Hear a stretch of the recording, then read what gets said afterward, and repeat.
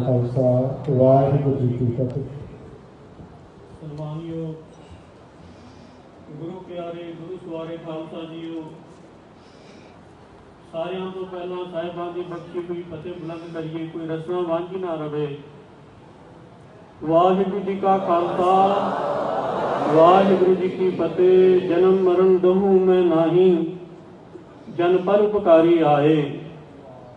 ਮਹਾਂਪੁਰਖਾਂ ਦੇ ਯਾਦ ਵਿੱਚ ਪਿਆਰੇ ਖਾਲਸਾ ਜੀਓ, ਅੱਜ ਆਪਾਂ ਧੰਨ ਧੰਨ ਸਾਹਿਬ ਸ੍ਰੀ ਗੁਰੂ ਗ੍ਰੰਥ ਸਾਹਿਬ ਮਹਾਰਾਜ ਜੀ ਦੇ ਪਾਵਨ ਪਵਿੱਤਰ ਹਜ਼ੂਰ ਵਿੱਚ ਬੈਠੇ ਹਾਂ, ਜਿੱਥੇ ਚਾਰ ਮਹਾਂਪੁਰਖਾਂ ਦੀ ਬਰਸੀ ਮਨਾ ਰਹੇ ਹਾਂ ਆਪਾਂ। ਉੱਥੇ ਹੀ ਪਿਆਰੇ ਖਾਲਸਾ ਜੀਓ, ਪੰਥ ਦੇ ਧਰੂ ਤਾਰੇ, ਨਾਮ ਦੇ ਰਸੀਏ, ਬਾਣੀ ਬਾਣੇ ਦੇ ਪੂਰੇ ਗਰੀਬ ਨਿਵਾਸ ਸਤਿਗੁਰੂ ਸੱਚੇ ਪਾਤਸ਼ਾਹ ਜੀ ਦੇ ਅਨੰਦ ਸੇਵਕ ਬਾਬਾ ਆਨੰਦ ਸਿੰਘ ਜੀ ਕਲੇਰਾਂ ਵਾਲੇ, ਉਹਨਾਂ ਦਾ ਵੀ ਜਨਮ ਦਿਨ ਹੈਗਾ। ਤੇ ਮਹਾਂਪੁਰਖ ਕਦੇ ਕਦੇ ਜਿਸ ਵੇਲੇ ਸੰਗਤਾਂ ਵਿੱਚ ਬੋਲਦੇ ਸੀ ਤੇ ਠੇਠ ਪੰਜਾਬੀ ਚ ਬੋਲਦੇ ਸੀ ਕਿ ਜਿਹਦੇ ਕੋਲ ਨਾਮ ਨਹੀਂ ਉਹਦੇ ਕੋਲ ਕੁਝ ਵੀ ਨਹੀਂ। ਜਿਹਦੇ ਪੱਲੇ ਨਾਮ ਦਾ ਧਨ ਨਹੀਂ ਹੈ ਖਾਲਸਾ ਜੀਓ, ਉਹ ਕਾਹਦਾ ਗੁਰਸਿੱਖ ਹੈ। ਜਿਹੜਾ ਭਜਨ ਨਹੀਂ ਕਰਦਾ, ਜਿਹੜਾ ਬਾਣੀ ਨਹੀਂ ਪੜ੍ਹਦਾ, ਜਿਹੜਾ ਸਿਮਰਨ ਨਹੀਂ ਕਰਦਾ, ਜਿਹੜਾ ਬੰਦਗੀ ਨਹੀਂ ਕਰਦਾ, ਉਹ ਸਿੱਖ ਅਖਾਉਣ ਦੇ ਲਾਇਕ ਹੀ ਨਹੀਂ ਹੈ। ਕਿਸੇ ਮਹਾਂਪੁਰਖ ਨੇ ਲਿਖਿਆ ਹੈ ਕਿ ਸਿੱਖ ਦੀ ਅਸਲੀ ਦੌਲਤ ਸਿਰਫ ਨਾਮ ਹੀ ਹੈ। ਸੰਸਾਰ ਵਿੱਚ ਦੌਲਤ ਹੈ ਖਾਲਸਾ ਜੀਓ, ਮਾਇਆ ਵੀ ਹੈ, ਪਰ ਅੰਤ ਵੇਲੇ ਮਾਇਆ ਛੱਡ ਜਾਂਦੀ, ਪਰ ਜਿਹੜਾ ਪ੍ਰਭੂ ਦਾ ਨਾਮ ਹੈਗਾ ਉਹ ਨਾਲ ਹੀ ਜਾਂਦਾ। ਤੇ ਕਿਸੇ ਮਹਾਂਪੁਰਖ ਨੇ ਲਿਖਿਆ ਕਿ ਸਾਰੇ ਗੁਰਮਤਿ ਦਾ ਨਿਚੋੜ ਨਾਮ ਹੈ। ਜਿਹਨੇ ਨਾਮ ਜਪ ਲਿਆ, ਜਿਸਨੇ ਭਜਨ ਕਰ ਲਿਆ, ਜਿਸਨੇ ਬੰਦਗੀ ਕਰ ਲਈ, ਜਿਸਨੇ ਸਿਮਰਨ ਕਰ ਲਿਆ, ਉਹ ਇਸ ਸੰਸਾਰ ਤੋਂ ਪਾਸ ਹੋ ਗਿਆ। ਤੇ ਆਪਾਂ ਵੀ ਕੀਰਤਨ ਸਿੱਖਦੇ, ਜੋੜੀ ਸਿੱਖਦੇ, ਕਈ ਸਿੰਘ ਤੰਤੀ ਸਾਜ ਵੀ ਸਿੱਖਦੇ, ਕਈ ਕਥਾ ਸਿੱਖਦੇ, ਕਈ ਵੱਡੇ ਵੱਡੇ ਪ੍ਰਚਾਰਕ ਬਣਦੇ। ਪਰ ਉਹਨਾਂ ਮਹਾਂਪੁਰਖਾਂ ਨੇ ਲਿਖਿਆ ਜਿਹੜਾ ਨਾਮ ਨਹੀਂ ਜਪਦਾ, ਜਿੰਨਾ ਵੀ ਵੱਡਾ ਪ੍ਰਚਾਰਕ ਹੋਵੇ, ਜਿੰਨਾ ਵੱਡਾ ਰਾਗੀ ਹੋਵੇ, ਜੋ ਮਰਜ਼ੀ ਹੋਵੇ, ਜੇ ਭਜਨ ਨਹੀਂ ਕਰਦਾ, ਜੇ ਬੰਦਗੀ ਨਹੀਂ ਕਰਦਾ, ਜੇ ਸਿਮਰਨ ਨਹੀਂ ਕਰਦਾ, ਤੇ ਉਹ ਲਾਇਕ ਨਹੀਂ ਹੈਗਾ। ਤੇ ਸਤਿਗੁਰੂ ਸੱਚੇ ਪਾਤਸ਼ਾਹ ਜੀ ਦੀ ਕਿਰਪਾ ਦੁਆਰਾ ਅੱਜ ਆਪਾਂ ਚਾਰੇ ਮਹਾਂਪੁਰਖਾਂ ਦੀ ਬਰਸੀ ਮਨਾ ਰਹੇ। ਮੇਰੇ ਤੋਂ ਪਹਿਲਾਂ ਸਤਿਕਾਰਯੋਗ ਭਾਈ ਸੁਖਵਿੰਦਰ ਸਿੰਘ ਜੀ, ਜਿਨ੍ਹਾਂ ਨੇ ਬੜੇ ਪਿਆਰ ਦੇ, ਬੜੇ ਪ੍ਰੇਮ ਦੇ ਨਾਲ ਬਹੁਤ ਹੀ ਸੋਹਣੇ ਵਿਚਾਰ ਆਪ ਜੀ ਕੋਲ ਰੱਖੇ। ਮੈਂ ਤੇ ਹੁਣੇ ਕਿਹਾ ਤੂੰ ਬੋਲਦਾ ਕਿ ਸਟੇਨਗਨ ਜਿਵੇਂ ਚੱਲਦੀ ਇਸ ਤਰ੍ਹਾਂ ਚੱਲ ਰਿਹਾ ਸੀ।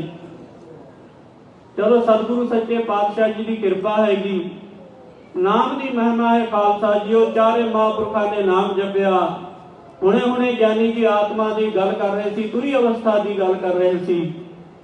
ਤ੍ਰੇਤੇ ਯੁੱਗ ਦੇ ਰਾਮਚੰਦਰ ਆਪਣੀ ਸਭਾ ਵਿੱਚ ਬੈਠੇ ਹੋਏ ਸੀ ਖਾਲਸਾ ਜੀਓ, ਜਿਨ੍ਹਾਂ ਦੇ ਹਾਜ਼ਰ ਵਿੱਚ ਵੱਡੇ ਵੱਡੇ ਸੂਰਮੇ, ਬੜੇ ਬੜੇ ਬਹਾਦਰ ਸੂਰਮੇ ਬੈਠੇ ਹੋਏ ਸੀ, ਜਿਹੜੇ ਇਸ਼ਾਰਾ ਵੀ ਕਰਦੇ ਤੇ ਪਹਾੜ ਸਰਕ ਜਾਂਦੇ ਸੀ। ਅੰਗਦ ਵਰਗੇ, ਸੁਗਰੀਵ ਵਰਗੇ, ਹਨੂਮਾਨ ਵਰਗੇ। ਜਿਸ ਵੇਲੇ ਖਾਲਸਾ ਜੀ ਉਹ ਲੰਕਾ ਜਿੱਤੀ ਸੀ ਨਾ, ਉਸ ਵੇਲੇ ਵਿਭੀਸ਼ਣ ਨੇ ਇੱਕ ਬਹੁਤ ਕੀਮਤੀ ਮਾਲਾ ਰਾਮਚੰਦਰ ਜੀ ਨੂੰ ਭੇਟ ਕੀਤੀ। ਕਹਿੰਦੇ ਮਹਾਰਾਜ ਮੈਂ ਆਪ ਜੀ ਦਾ ਧੰਨਵਾਦ ਤੇ ਨਹੀਂ ਕਰ ਸਕਦਾ, ਪਰ ਮੇਰੇ ਕੋਲ ਇਹ ਭੇਟਾ ਹੈ ਕਿ ਤੁਝ ਜੀ ਭੇਟਾ ਪ੍ਰਵਾਨ ਕਰੋ। ਬੜੀ ਕੀਮਤੀ ਮਾਲਾ ਸੀ ਖਾਲਸਾ ਜੀ, ਉਹ ਬੇਸ਼ੁਮਾਰ ਕੀਮਤੀ। ਤੇ ਭਗਵਾਨ ਸੋਚਣ ਲੱਗੇ ਮੈਂ ਮਾਲਾ ਰੱਖ ਕੇ ਕੀ ਗਾਣਾ, ਤੇ ਸੀਤਾ ਬੈਠੀ ਸੀ ਲਾਗੇ, ਉਹਨੂੰ ਫੜਾ ਦਿੱਤੀ। ਤੇ ਸੀਤਾ ਨੇ ਵੀ ਵੇਖਿਆ ਕਿ ਬਹੁਤ ਕੀਮਤੀ ਮਾਲਾ ਹੈਗੀ, ਦੇਣ ਨੂੰ ਤੇ ਜੀ ਨਹੀਂ ਕਰ ਰਿਹਾ ਸੀ, ਪਰ ਹਨੂਮਾਨ ਵੱਲ ਨਿਗਾਹ ਗਈ ਉਹਦੀ। ਉਸਨੇ ਕਿਹਾ ਇਸ ਹਨੂਮਾਨ ਨੇ ਸੰਕਟ ਵੇਲੇ ਮੇਰੇ ਪਤੀ ਦੀ ਸੇਵਾ ਕੀਤੀ, ਤੇ ਲੰਕਾ ਵਿੱਚ ਆ ਕਰਕੇ ਮੇਰਾ ਪਤੀ ਦਾ ਸੁਨੇਹਾ ਮੈਨੂੰ ਦਿੰਦਾ ਰਿਹਾ, ਮੈਨੂੰ ਹੱਲਾਸ਼ੇਰੀ ਦਿੰਦਾ ਰਿਹਾ। ਇਸ ਕਰਕੇ ਮਨ ਸੋਚਿਆ ਕਿ ਇਹ ਮਾਲਾ ਹੁਣ ਇਸ ਨੂੰ ਦੇ ਦਈਏ। ਮਾਲਾ ਹਨੂਮਾਨ ਨੂੰ ਫੜਾ ਦਿੱਤੀ। ਤੇ ਮਾਲਾ ਲੈ ਕਰਕੇ ਹਨੂਮਾਨ ਪਹਿਲੇ ਅੱਖਾਂ ਦੇ ਕੋਲ ਲੈ ਗਿਆ ਥੋੜੀ ਦੇਰ, ਫਿਰ ਕੰਨ ਕੋਲ ਲੈ ਗਿਆ, ਫਿਰ ਨੱਕ ਕੋਲ ਲੈ ਗਿਆ। 8-10 ਗਜ ਦੂਰ ਬੈਠ ਕਰਕੇ ਦੋ ਪੱਥਰ ਲੈ ਤੇ ਇੱਕ ਇੱਕ ਮਨਕਾ ਤੋੜਨ ਲੱਗ ਪਿਆ। ਸੀਤਾ ਦੀ ਨਿਗਾਹ ਪੈ ਗਈ ਉਹਤੇ। कहणगे बांदर तां बांदर ही रहा। इन्नी कीमती माला इन्हों दी ते की करी जा रहा।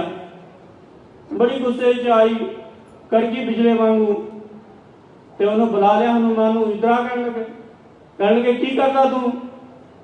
कह लगे इन्नी कीमती माला तोड़ दी तू। कह लगे जे तू रखनी नहीं सी तो वापस मैनू दे देनी सी।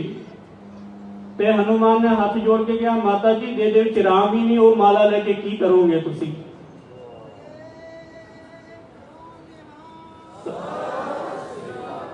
जकारा भी छड्या, सुते सुते छड्या।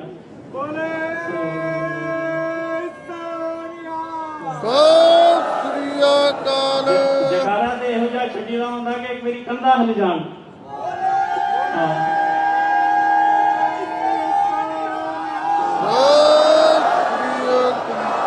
हुण पता लग्या तुसीं बैठे महाराज जी हजूरी विच। जाग पे बाबा जी कहण लगे जाग पे अद्धे सुते ही रहिंदे। वो कहते हटते कदों ते लंगर कदों छकी आपां वेले कदों पईए। एक दे बाद एक बाबा लगा ही रहना है। तो हनुमान नूं कहण लगी, सीता कहण लगी तू रखनी नहीं तो मैनू दे देनी सी। उन्हें हाथ जोड़ के कहा माता जी जेदे विच राम नहीं वो चीज लैके करोगे की तुसी? कहण लगे जेड़े वस्तु विच प्रभु ही नहीं है वो लैके की करोगे? सीता नूं होर गुस्सा आ गया। वो कहण लगी मन मुई देही चक्की फिरदा कि ਇਹਦੇ ਚ ਰਾਮ ਹੈਗਾ, ਇਹਨੂੰ ਵੀ ਤੋੜ ਦੇ, ਇਹਨੂੰ ਵੀ ਪਾੜ ਦੇ। ਤੇ हनुमान ਦੇ ਅੱਖਾਂ ਵਿੱਚੋਂ ਹੰਝੂ आ गए। खालसा जीओ उसने माता सीता ਨੂੰ ਕਿਹਾ माता मैं इस करके पहले ਕੰਨ ਨੂੰ ਲਾਇਆ ਏ कि ਇਹਦੇ ਚ ਰਾਮ ਦੀ ਆਵਾਜ਼ ਆਉਂਦੀ ਕਿ ਨਹੀਂ। ਤੇ ਫਿਰ ਦੂਜੀ ਵਾਰੀ ਮੈਂ ਅੱਖਾਂ ਨੂੰ ਲਾਈ ਤੇ ਇਹਦੇ ਚ ਕਿਤੇ ਪ੍ਰਭੂ ਦੇ ਦਰਸ਼ਨ ਤੇ ਨਹੀਂ ਹੋ ਰਹੇ। ਮੈਨੂੰ ਬੜੇ ਧਿਆਨ ਨਾਲ ਵੇਖਿਆ ਪਰ ਦਰਸ਼ਨ ਨਹੀਂ ਹੋ ਰਹੇ। ਫਿਰ ਮੈਂ ਨੱਕ ਨੂੰ ਲਾਇਆ ਤੇ ਉਹਦੇ 'ਚ ਮੈਂ ਸੋਚਿਆ ਕਿ ਪਤਾ ਨਹੀਂ ਪ੍ਰਭੂ ਦੀ ਖੁਸ਼ਬੂ ਇਹਦੇ ਵਿੱਚ ਆਵੇਗੀ, ਪਰ ਇਹਦੇ ਵਿੱਚ ਕੁਝ ਵੀ ਨਹੀਂ ਹੈਗਾ, ਖਾਲੀ ਮਾਲਾ ਹੈਗੀ। ਸੀਤਾ ਨੇ ਕਿਹਾ ਇੰਨੀ ਦੇਹੀ ਚੱਕੀ ਫਿਰਦਾ ਕਿ ਇਹਦੇ ਵਿੱਚ ਹੈਗਾ ਤੇਰੇ ਰਾਮ? ਜੇ ਨਹੀਂ ਹੈ ਤੇ ਇਹਨੂੰ ਵੀ ਤੋੜ ਦੇ, ਕੰਨ ਕੇ ਇਹਨੂੰ ਵੀ ਪਾੜ ਦੇ। ਰੋ ਪਿਆ ਹਨੂਮਾਨ, ਅੱਖਾਂ ਵਿੱਚੋਂ ਹੰਝੂ ਜਾਣ ਲੱਗ ਪਏ।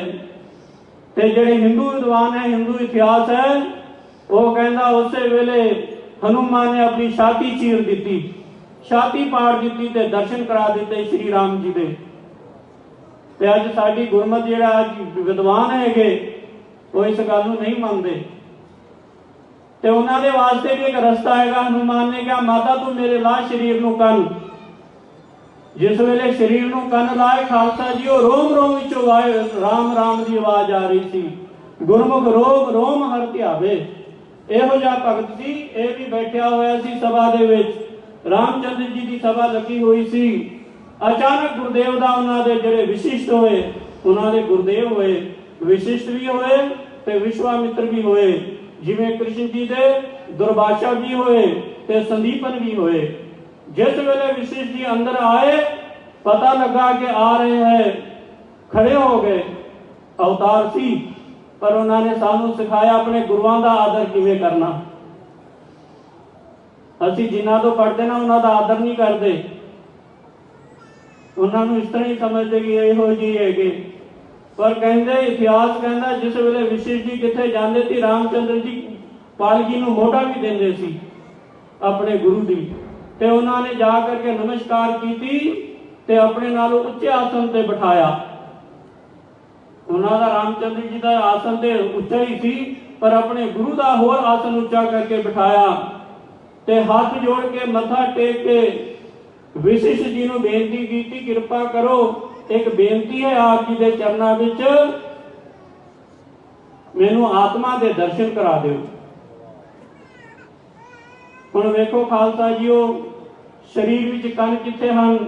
ਦਰਸ਼ਨ ਹੋ ਜਾਂਦੇ। ਨੱਕ ਕਿੱਥੇ? ਦਰਸ਼ਨ ਹੋ ਜਾਂਦੇ। ਹੱਥ ਕਿੱਥੇ ਹਨ? ਦਰਸ਼ਨ ਹੋ ਜਾਂਦੇ। ਪੈਰ ਕਿੱਥੇ ਹਨ? ਦਰਸ਼ਨ ਹੋ ਜਾਂਦੇ। कई वेले असीं कईयां दे घर जांदे, वो छोटे छोटे बच्चे जे लेके आके गोदी के सामने बैठा के कहते बेटा जी बाबा जी नूं दसो नोस कित्थे हैगा। तो फिर वो बच्चा उंगल जा ला के विखा दिंदा। कहते आईस कित्थे हैगे, फिर वो उंगल जा ला के विखा दिंदा। तिथ कित्थे हैगे, वो उंगल जा ला के विखा दिंदा। टमी कित्थे हैगी, वो पेट नूं हथ लगा के विखा दिंदा। पर किसी मां ने अज तक अपने बच्चे नूं यह नहीं कहा कि पुत्र आत्मा कित्थे हैगी, मन कित्थे हैगा।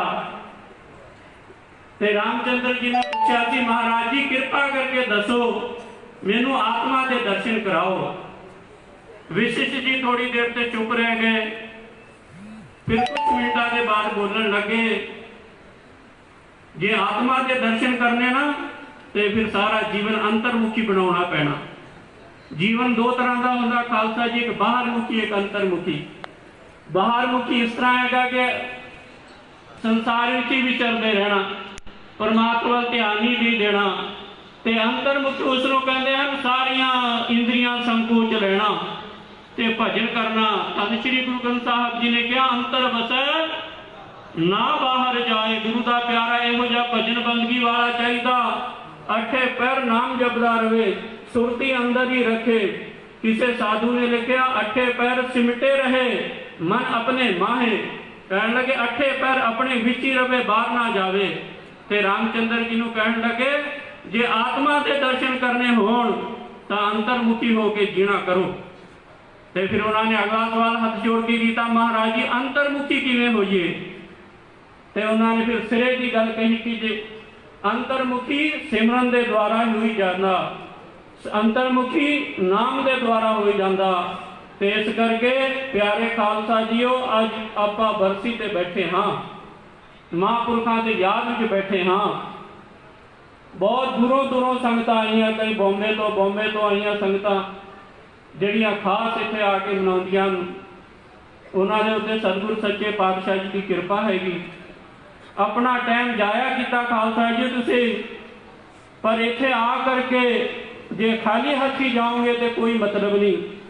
जेड़े गुरमत समागम होंदे हैं, जेड़े प्रोग्राम होंदे हैं, इस तरह ये खालसा जी एक चुनौती देंदे हैं कि भाई जिन्ना महापुरखों ने नाम जपिया ते तुसी की कर रहे, कि तुसी भी नाम जपोगे। अज प्रण करके जाओ खालसा जी, महाराज के हजूरी च बैठे हाँ कि वध तो वध जिन्ना समा लगे बंदगी करांगे, क्योंकि खालसा जी बंदगी नहीं साथ जाना। किसी महापुरुष ने लिखा गर्भ विच भी नाम ही सहायता करता, नरकां विच भी नाम ही सहायता करता, वैरियां तो भी नाम ही सहायता करता, ते मुक्ति भी नाम ही देता। इन्ना अमोलक हैगा नाम। सो प्यारे खालसा जी अज सतगुरु सच्चे पातशाह जी की कृपा हुई, अज रहमतां होईयां हन। अज आपां बैठे हाँ इत्थे आकर के सतगुरु सच्चे पातशाह जी सारियां दे सिर ते मेरा प्रयास रखण ते सारियां नूं अपने दरो दरो प्यारी गुरसिੱਖੀ भजन बंदगी सिमरन की दात देण।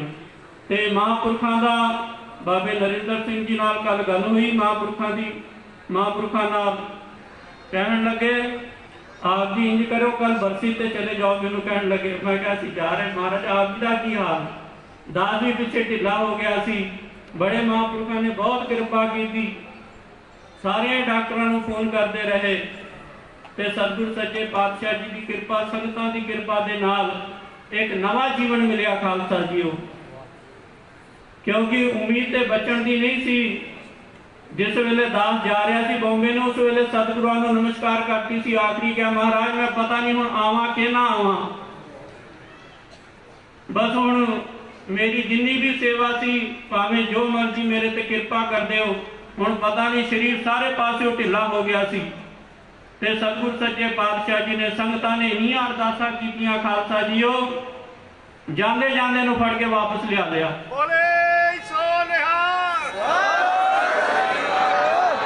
एक नवा जीवन मिलिया खालसा जीओ सतगुरु। ये सारियां तुहाडियां कृपा, धन श्री गुरु ग्रंथ साहिब महाराज जी की कृपा नाल ही नवा जीवन मिलिया, नहीं तो बचन की कोई उम्मीद नहीं सी। औरंगाबाद भी डॉक्टर ने हाथ खड़े कर देते सी, कोई भरोसा नहीं, पर बाजा वाला नाल सी ते उन्होंने कृपा की। उन्होंने प्यारियां संगतां ने कृपा की। महापुरखों नाल गल हुई, मैं कहा महापुरखों सतगुरु सच्चे पातशाह कृपा रखण। वो कहने लगे 2-3 दिनों में वापस आवांगे ते सतगुरु सच्चे पातशाह उन्होंने सेहत भी बख्शण। ते महापुरख बाबा बलविंदर सिंह जी, जे किसी ने रब के दर्शन करने ना वो तो मिलना नहीं, बड़े माल फेरनियां पैंदियां, कदे कदे जीवन लग जाते, कदे कदे कई जीवन लग जाते, पर महापुरखों के दर्शन रब वर्गे दर्शन है।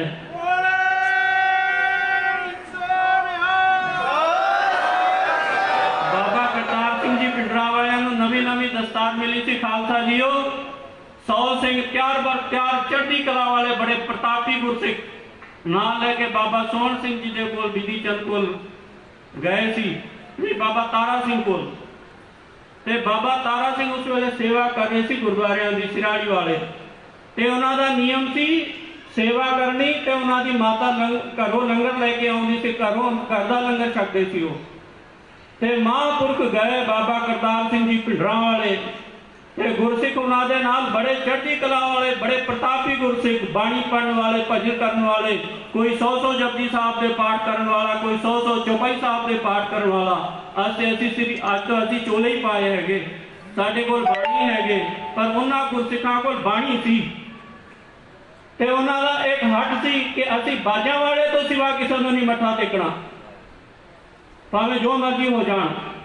जिस वेले बाबा करतार सिंह जी खालसा भिंडरां वाले बाबे तारा सिंह सरहाली कोल पहुंचे ना, ते महापुरख सेवा कर रहे सी, पैर मिट्टी नाल लिबड़े हुए सी। जाके महापुरखां ने चरनां ते सिर रख दिता, नमस्कार की थी। वो जेड़े नाल दे सिंह सी ना बड़े औखे जे होए, बड़े काले पीले जे हो गए, गुस्से च आ गए, कहने लगे करतार सिंह तू ते बोलदा सी धन श्री गुरु ग्रंथ साहब जी नूं मत्था टेकना। ते महापुरख कहने लगे ब्रह्म ज्ञानी आप परमेश्वर, इहो जे प्रतापी गुरसिख होए प्यारे खालसा जीओ, सतगुर सच्चे पातशाह दियां रहमतां करन।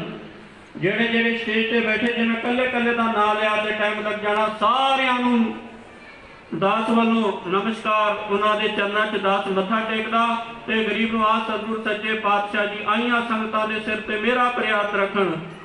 भजन बंदगी सिमरन दी दात देन, होइयां गलतियां दी खिमा, सारे गज वज के फतेह बुलाओ। वाहिगुरू जी का खालसा।